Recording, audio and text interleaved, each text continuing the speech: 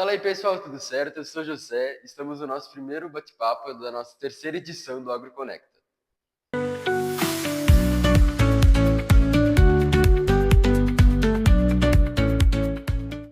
Bom, estou aqui com o Eduardo Melo. Eduardo Melo, quer se apresentar um pouquinho? Claro.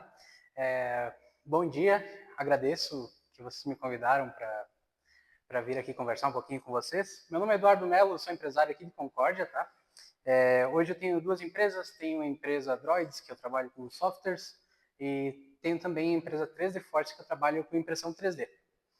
Claro. Eu tenho aqui umas 5 perguntinhas bem básicas para o senhor, você consegue ajudar nós a resolver isso daí? Claro, Bom, a bora. primeira pergunta é qual o software que você recomenda para a hora de fatiar nossas impressões na hora de imprimir? Qual o software que você usa e qual que você auxilia nós a usar? Bom, então desde o início a gente trabalhou na nossa empresa com vários softwares. Eu comecei a trabalhar com Cura, depois fui para o Creative Print, fiquei um tempinho no Prusa.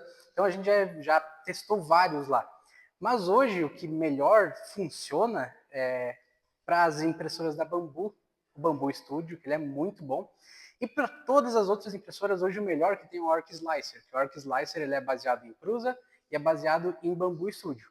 Então, hoje, pela quantidade de coisas que ele tem, pela quantidade de funcionalidades e aprimoramentos que ele pega tanto da comunidade quanto dos desenvolvedores, ele é um software incrível para você fazer fatiamento de qualquer impressora.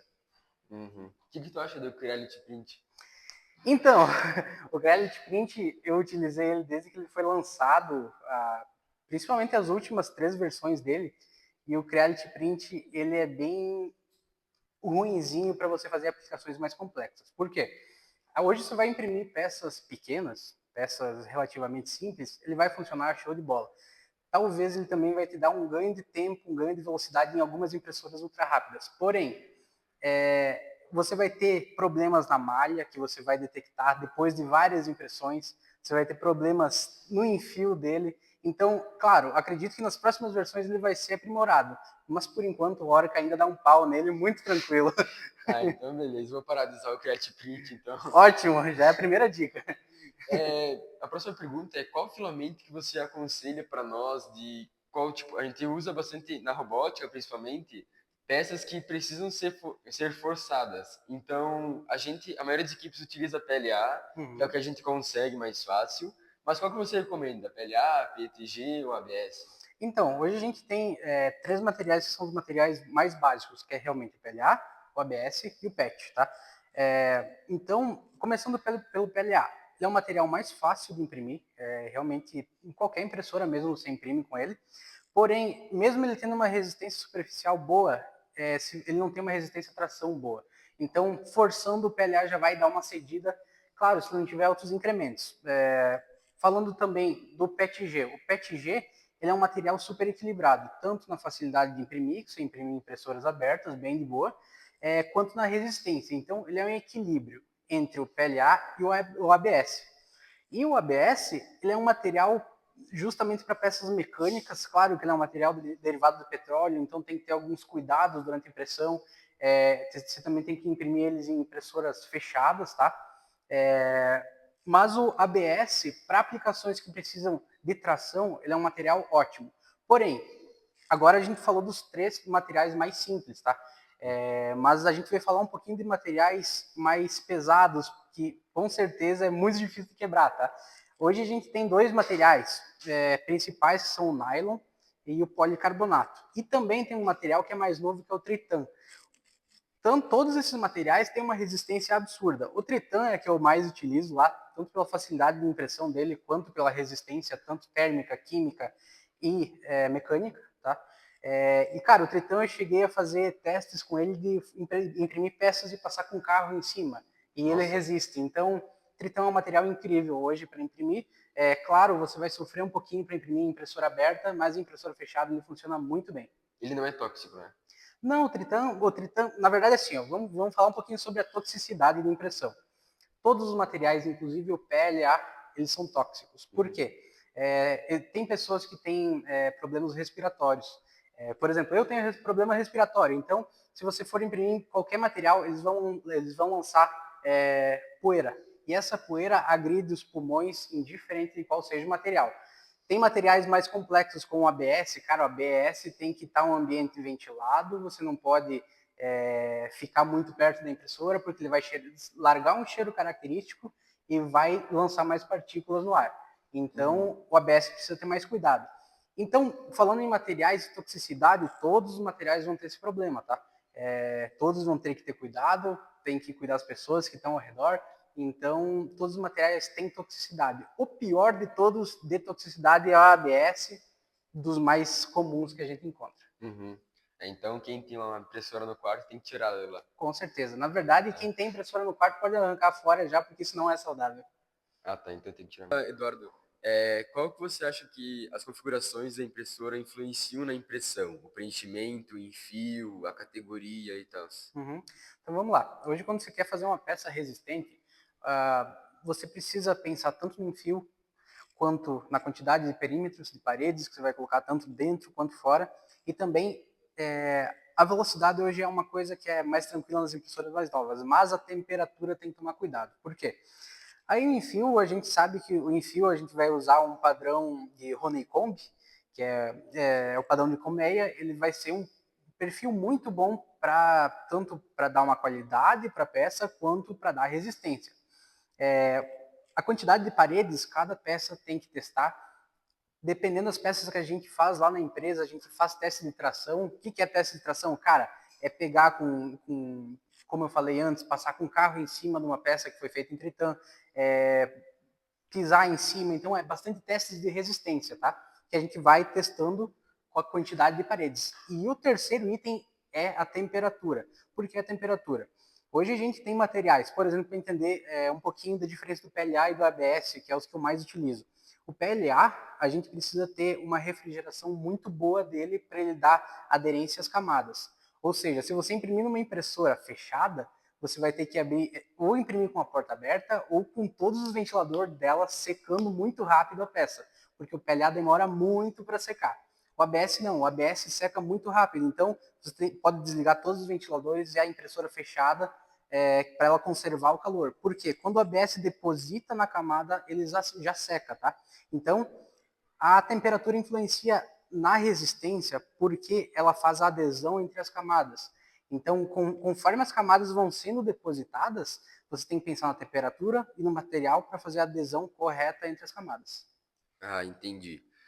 A temperatura. Eu normalmente na minha eu uso 210 graus no bico e uns 60 graus na mesa para usar PLA. Uhum. Tu acha que tá certo? Tu acha que tem que mudar? Então, a temperatura ela não é relativa ao PLA. A temperatura é relativa ao material que você está usando no momento. Por quê? Por exemplo, você vai pegar um material que você deixou na umidade. Esse material você vai ter que tratar ele diferente do mesmo material da mesma fábrica que você recém tirou da caixinha, tá? Do material novo.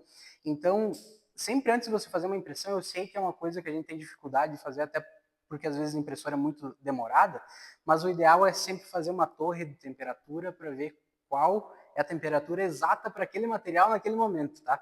Então a torre de temperatura ela te ajuda muito a escolher qual a temperatura para aquele material.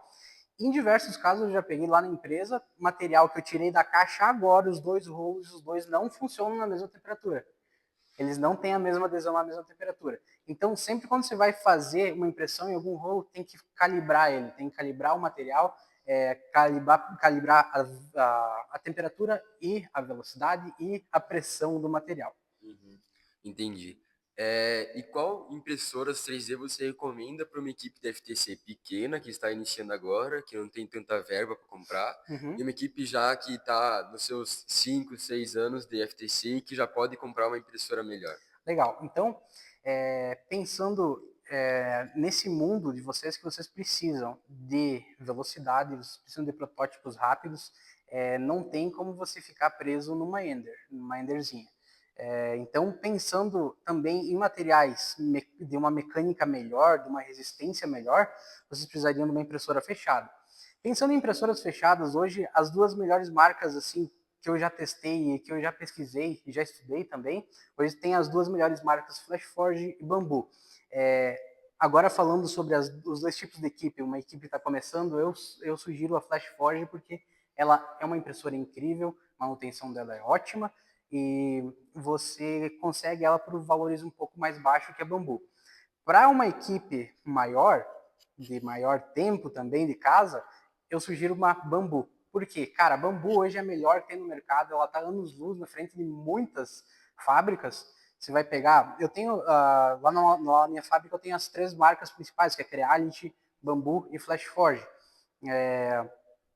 Hoje eu utilizo mais Flash Forge e também tenho bambu. Só que, cara, a qualidade da bambu é absurda. A velocidade de todas são ultra rápidas. Então é praticamente 12 vezes mais rápidas do que uma Ender. Então a velocidade dela é absurda mesmo. Então, para equipe menor com menos verba, pensam numa Flash Forge 5M Pro, que é fechadinha, bonitinha. Para uma equipe maior, pensam numa Bambu P1S ou uma Bambu X1 Carbon. Ela é um pouquinho mais cara, mas ela imprime em fibra de carbono também. Nossa, fibra de carbono. Isso. Caraca, deve ser bom. Aham. Vamos para a última pergunta agora, então. Para uma empresa, o que você acha que a impressão 3D pode trazer de benefícios para ela? Uhum. Como que você acha que uma empresa pode inovar de qualquer ramo? Pode inovar trazendo a impressão para dentro, tipo empresas de mecânica, empresas de decoração. Uhum. Então, pensando um pouquinho sobre o que a gente tem lá na nossa empresa, tá? Eu estava conversando com vocês antes um pouquinho sobre o que a gente faz, e eu falei para vocês sobre os tipos de projetos que a gente entrega. Cara, lá na nossa empresa a gente tem desde projetos de fazer, sei lá, fazer Pokémon, fazer peças de, fazer estátuas, fazer peças de decoração, tanto quanto a gente também tem para fazer peças de reposição de máquinas, fazer peças de reposição para drones, que também a gente já fez, para drones agrícolas. Então, como a gente atende praticamente todos os serviços que chegam para a gente, são projetos completamente diferentes, qualquer tipo de empresa consegue se beneficiar disso. Por exemplo, uma empresa, uma corporação comum, uma empresa de vendas, por exemplo, dá para fazer brinde para os clientes, dá para fazer troféus para os colaboradores, para os comerciais. Falando na parte de agro, cara, peça de reposição para drone agrícola também já fiz. Então, cara, hoje uma peça para drone agrícola, pegar um braço de drone, pegar uma peça de reposição, cara, você vai encomendar do exterior, vai demorar muito, o valor é muito alto. Então, para fazer protótipos, para fazer peças de reposição. E, cara, o universo de impressão 3D, ele é infinito.